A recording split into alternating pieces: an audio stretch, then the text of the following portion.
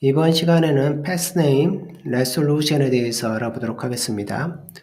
우리가 지금까지 배우고 있는 패스 클래스의 설계의 목표는 제너릭 패스네임 포맷, 즉 OS에 독립적으로 파일에 대한 경로를 표현하는 방법을 목표로 하고 있습니다. 그런데 실제 내부의 구조를 보게 되면 패스라는 클래스를 사용하고 있는 OS가 있을 거고 그 OS에서 허용하는 형태로 패스네임을 만들어서 사용합니다. 이 경우를 네이티브 패스네임 포맷이라고 부르게 됩니다. 그럴 때 이 문자 안에는 특별한 의미를 갖는 단어들이 있습니다. 슬래시라든지 세퍼레이터죠. 세퍼레이터 종류, 점이라든지 점점과 같은 파일네임도 특별한 의미를 갖습니다. 그래서 이러한 문자들 중에 특별한 의미를 갖는 요소들을 기반으로 해서 연산을 수행할 수가 있어요. 이 경우를 문자 레벨에서만 연산을 수행하기 때문에 어의적인 연산이다 라고 해서 렉시컬리로 시작하는 함수를 제공합니다. 그런데 실제로 우리가 관심 있는 내용은 뭐냐면 이제 OS 레벨에서 실제 그 파일의 의미를 다시 조정하고 싶은 거죠. 순수하게 문자가 아니라 그 문자가 의미하는 대상을 찾고 싶은 거예요. 그럴 때 OS에서는 물리적으로는 디스크 형태로 보이겠지만 실제 그 디스크를 관리하고 있는 OS에서 제공하는 파일 시스템이 있거든요. FAT32 윈도우 같은 경우에 이런 게 있고요. New Technology 파일 시스템에서 NTFS 이런 것들이 OS에서 디스크를 관리하기 위해서 사용하는 파일 시스템입니다. 이렇게 문자로 있던 내용이 실제로는 어디로 내려오게 되냐면 물리적인 레벨의 파일 형태로 매핑을 해야 되잖아요. 그래서 이러한 문자가 물리적인 파일 시스템 내에서의 연산으로 실제 매핑이 이루어지기 위해서는 패스네임 레솔루션이라는 즉 경로 해석이라는 작업을 거치게 됩니다. 경로 해석을 거치게 되면 파일이 어떤 경로에 있는지, 파일의 타입이 뭔지, 파일의 용량이 뭔지 뭐 이런 것들을 알 수가 있어요. 퍼미션이 뭔지 이런 것들을 알 수가 있습니다. 순수하게 문자만 봤을 때는 이런 정보를 알 수가 없어요. 그래서 1차적으로 패스네임 레솔루션은 문자에서 물리적 레벨의 파일로 찾아서 필요한 정보를 찾아내는 작업들을 패스네임 레솔루션이라고 부릅니다. 즉 경로 해석이 되겠죠. 때에 따라서는 어떤 파일이 있습니다. 근데 그 파일이 또 다른 파일을 의미하는 링크로서 작동하는 경우가 있거든요. 이거를 심볼릭 링크라고 부릅니다. 그래서 심볼릭 링크 파일이 대상을 실제 타겟을 하고 있는 파일을 찾아가게 되는데 이 작업을 이제 팔로우라고 부릅니다. 또 이 파일이 또 다른 파일을 또 의미할 수도 있어요. 그럼 팔로우에 팔로우를 하게 돼요. 이런 식으로 계속 팔로우 할 수가 있게 됩니다. 어쨌든 이러한 팔로우를 찾아가는 연산도 어디에 속하냐면 패스네임 레솔루션에 속합니다. 즉 이름 해석의 일부인 거죠. 파일의 용량을 구하는 거, 파일 사이즈를 구하는 것도 패스네임 레솔루션의 일부입니다. 이 패스네임 레솔루션에는 순수하게 파일의 경로만이 아니라 파일에 관련된 어트리뷰트까지 포함을 하는 거거든요. 그러다 보니까 파일 용량 구하는 것도 역시 여기에 속합니다. 이번 시간에는 가장 단순화된 형태의 패스네임 레솔루션에 대해서 배우겠습니다. 가장 단순화되어 있다는 것은 예를 들어서 문자가 있습니다. 문자가 있는데 이 문자를 딱 해서 디스크 형태의 파일을 딱 접근을 하는 거예요. 그럴 때에 타입하고 파일의 타입이 뭐냐, 그 다음 그 파일에 부여된 퍼미션이 뭐냐, 이 작업이 뭐냐면 가장 단순한 형태의 패스네임 레솔루션입니다. 그리고 실제로는 이러한 레솔루션을 감싸서 좀 더 의미 있는 형태, 즉 파일의 용량이라든지 뭐 이런 정보들을 좀 더 감싸서 추가적인 정보를 더 제공을 하게 됩니다. 이번 시간에 배울 내용은 뭐냐면 가장 단순한 형태의 패스네임 레솔루션에 대해서 배우도록 하겠습니다. 일단 제가 파일을 준비를 했습니다. 하나가 보면 폴더 기호에 그 화살표가 되어 있는 거예요. 그래서 제가 요거를 C++ 파일 시스템으로 하나 만들어서 생성을 했습니다. 누르면 뒤에 있는 폴더로 들어가도록 했어요. 서버에 있는 폴더로 들어가도록 만들어 놨습니다. 그리고 dir로 확인을 해보게 되면 일반 파일도 있지만 이 심블 링크 같은 경우는 심블 링크드라고 이렇게 써 있고 그 타겟이 쓰여 있죠. 서브1이라는 폴더를 이제 접근하는 거로 되어져 있어요. 자, 이런 상태에서 리드미에 대한 또는 서브1 링크에 대한 상태를 알아보도록 하겠습니다. 상태를 알아보는 거는 이런 식으로 스테이터스라는 함수로 호출하면 됩니다. 그런데 이 이름을 갖는 또 다른 함수가 더 있어요. symbolic status라는 함수가 있습니다. 둘 차이는 뭐냐면 하나는 팔로우를 하고 하나는 팔로우를 하지 않아요. 그래서 팔로우하는 녀석은 이겁니다. 이 녀석이 기본적으로 팔로우를 합니다. 그러나 심블 링크는 팔로우하지 않고 곧바로 심블 링크 화일을 해석을 합니다. 일단 심블 링크를 곧바로 해석하는 것부터 한번 알아보도록 할게요. 요거를 하면 일단 여기서 화일이 우리가 관심 있는 화일은 요 화일이잖아요. 서버 링크잖아요. 그래서 이렇게 하게 되면 이런 식으로 해서 스테이터스가 나옵니다. 나오고 그 나온 결과에 보면 타입이 4로 나오잖아요. 타입 정보를 제가 이렇게 해서 이쪽으로 보내면 여기서 타입 정보가 되는데 이 타입 정보하고 펑션 정보가 이넘 클래스로 되어져 있기 때문에 제가 언더라인 타입으로 바꾸기 위해서 to 언더라인 함수를 통해서 숫자로 바꿔서 출력해 주고 있는 거예요. 그 타입을 가서 보게 되면 타입의 종류에는 이렇게 있습니다. 근데 우리가 조금 전에 출력했던 타입은 4잖아요. 그래서 보면 4가 뭐냐면 여기서 0, 1, 2, 4에서 심블 링크라는 걸 알 수가 있어요. 즉 심블 링크를 팔로우지 않고 곧바로 그 녀석은 심블 링크로 해석을 했잖아요. 그럴 때 사용하는 것이 심블 링크입니다. 근데 여기서 팔로우를 하는 경우가 있을 수가 있습니다. 이렇게 하게 되면 이제 팔로우를 하게 돼요. 스테이터스로 함수를 하게 돼. 그러면 3으로 나옵니다. 3이라는 뜻은 뭐냐면 디렉토리라는 소리죠. 타겟이 디렉토리라는 거예요. 가서 보니 찾아서 팔로우해서 보니 그 녀석이 디렉토리다 이런 식으로 하게 됩니다. 참고로 이 파일 시스템에 제공하고 있는 함수들은 듀얼 인터페이스를 지원을 하고 있습니다. 무슨 얘기냐면요. 동일한 이름의 함수가 존재를 해요. 그리고 그 함수 중에 하나는 뭐냐면 마지막에 에러 코드라는 항목이 마지막에 추가되어져 있습니다. 예외가 발생을 했을 때 하나는 예외를 발산을 해서 예외를 트로우하는 경우고요. 또 다른 하나는 예외를 발생하지 않고 에러 코드에다가 담아주는 형태로 작성이 되어 있습니다. 파일 시스템에서 사용되는 대부분의 함수들은 모두 다 이런 구조를 따르고 있습니다. 파일 시스템은 기본적으로 항상 어떤 사항이 되면 예외를 발생할 수 있다는 걸 전제를 하고 있어요. 어떤 이유든지 예외가 발생할 수 있어요, 실은.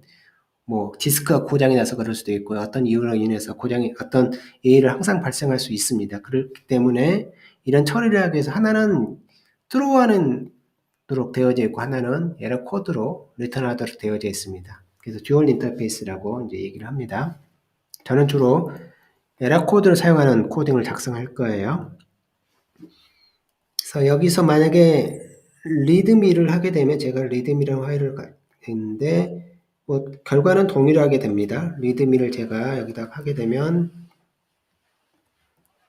보면 일반 파일로 나올 거예요. 일반 파일이 2번이잖아요. 2번으로 보면 타입을 가서 볼게요. 2번으로 이렇게 나옵니다. 근데 어느 형태든지 두 개는 동일하게 나옵니다. 보면 스테이터스 함수로 호출하는 심볼릭 스테이터스 함수로 호출하는 동일하게 2번은 나와요. 차이점은 뭐냐면 팔로우 하느냐 마느냐 외에는 차이가 없습니다. 그래서 스펙 문서에 보게 되면 이런 식으로 언급이 되어져 있어요.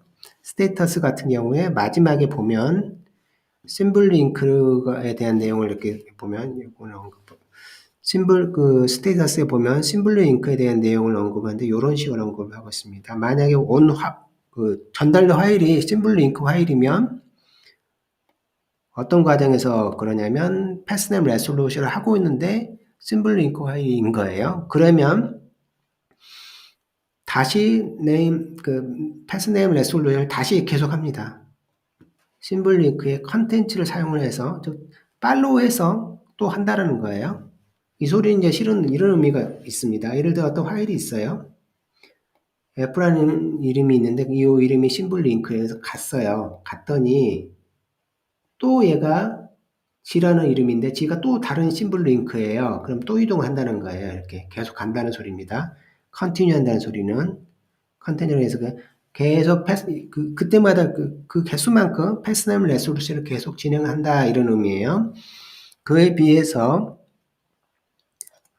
스테이터스 심볼 링크 스테이터스 같은 경우는 딱 한 번만 합니다. 만약에 이름이 심볼 링크이면 추가로 패스네임 레솔루션을 하지 않고 그냥 종료한다 이런 의미예요.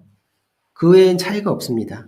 실은. 그래서 여기서는 스테이터스에서는 타입을 구할 때 심볼릭 보면 그 두 단계로 다시 또 나눠집니다. 첫 번째가 뭐냐면 에러가 있는 경우이고 에러가 없는 경우를 설명을 하고 있어요. 에러가 있는 경우는 세 종류로 언급을 하고 있습니다. 그러면서 퍼미션을 안 넘겨요. 파일 스테이터스 보면서 전달하면서 파일 타입하고 퍼미션을 넘기거든요. 근데 퍼미션은 넘기지 않고 첫 번째 내용이 뭐냐면 파일이 없는 거예요. 파일을 발견하지 못하면 파일 타입이 not found가 되는 겁니다.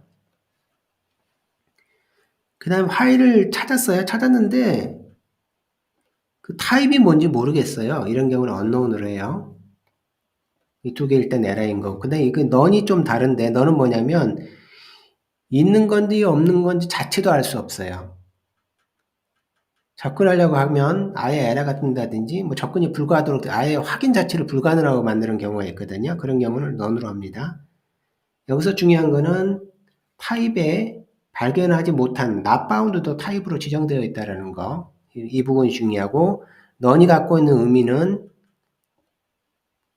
못 찾는다는 것이 아니라 찾을 방법이 없다라는 거예요. 그래서 실은 그 파일이 존재하느냐 마느냐 이런 연산을 할 때는 not found이거나 요거인 경우예요. 존재 자체도 확인할 수 없는 이 두 개의 경우가 파일이 존재하지 않는 경우인 거고 하여튼 이런 식으로 연결이 됩니다. 그리고 나머지는 보면 파일이 레귤러 파일이면 레귤러 파일이라고 보내고 퍼미션 보내고요.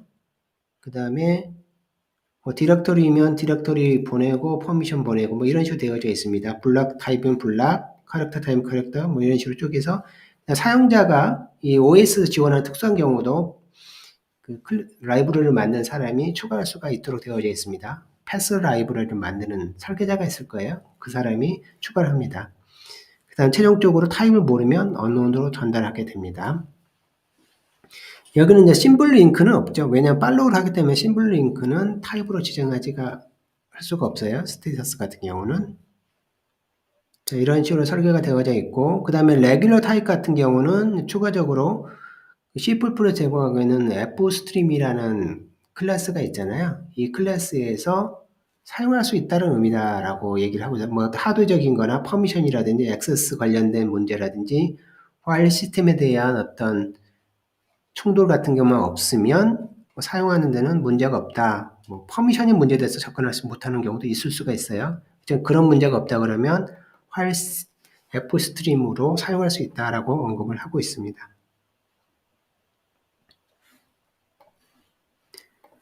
자, 이번 시간에는 기존에 문자를 정리했던 파일 경로가 실제 물리적인 레벨로 들어오는 과정에서 패스네임 레솔루션을 통해서 사용이 된다는 걸 얘기를 했고 그 중에 가장 얇은 형태의 패스네임 레솔루션에 대해서 배웠습니다. 가장 얇은 형태라는 것은 문자일이 있으면 그 문자일로부터 패스네임 레솔루션 했을 때 타입하고 퍼미션을 얻어내는 연산은 가장 가벼운 형태의 패스네임 레솔루션입니다.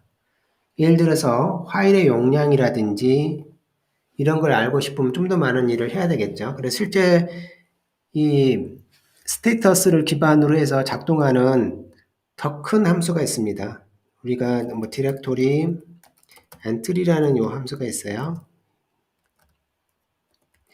이거 같은 경우는 여기다가 이 패스네임을 전달하게 되면 내부에는 여기 있는 스테이터스 이 패스를 보관을 하고 있습니다. 보관하고 있다가 필요하면 스테이터스를 통해서 사용할 수도 있고 심블리 스테이터스 같은 함수를 사용할 수도 있어요.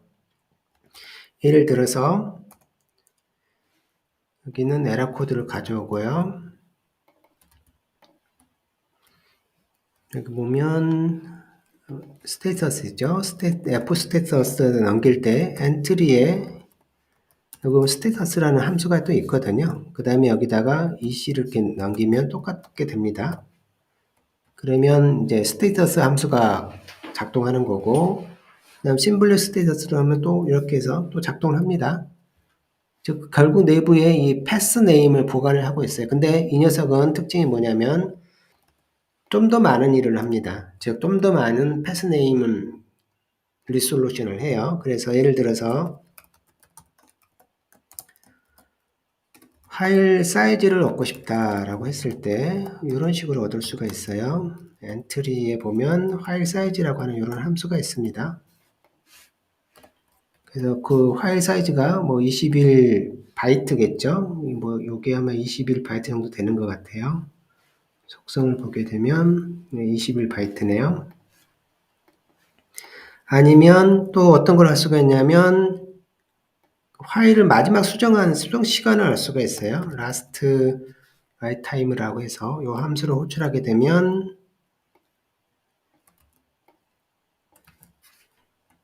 마지막 수정 시간도 이런 정보도 알 수가 있습니다. 이걸 이제 정밀한 데이터를 더 많이 얻으면 얻을수록 파일에 접근하는 빈도수가 올라가겠죠. 즉 패스네임 레솔루션을 좀 더 많이 진행을 하게 돼요. 더 깊게 진행하거나. 그래서 가장 간단한 형태는 타입하고 퍼미션 정도고 나머지는 걔를 감싸서 새로운 형태를 만들게 되는데 대표적인 것이 디렉토리 엔트리라는 함수입니다. 실은 여기 우리가 어떤 폴더 내에 어떤 파일들이 있어요. 다른 폴더도 있고 뭐 디렉토리도 있을 거예요. 이러한 파일들을 표현하는 객체적으로 표현하는 방법이 뭐냐면 디렉토리 엔트리입니다. 여기 디렉토리 엔트리에 전달하게 되면 이 파일에 관련된 대부분의 정보를 다 얻을 수가 있어요. 그래서 우리가 나중에 이 디렉토리 내에 있는 파일들을 접근할 때 컨테이너가 있겠죠. 컨테이너를 통해서 접근하게 되면 그때 그 요소들은 컨테이너가 품고 있는 요소들은 뭐가 되냐면 디렉토리 엔트리가 됩니다. 그래서 나중에 이제 다시 자주 등장하게 될 요소입니다.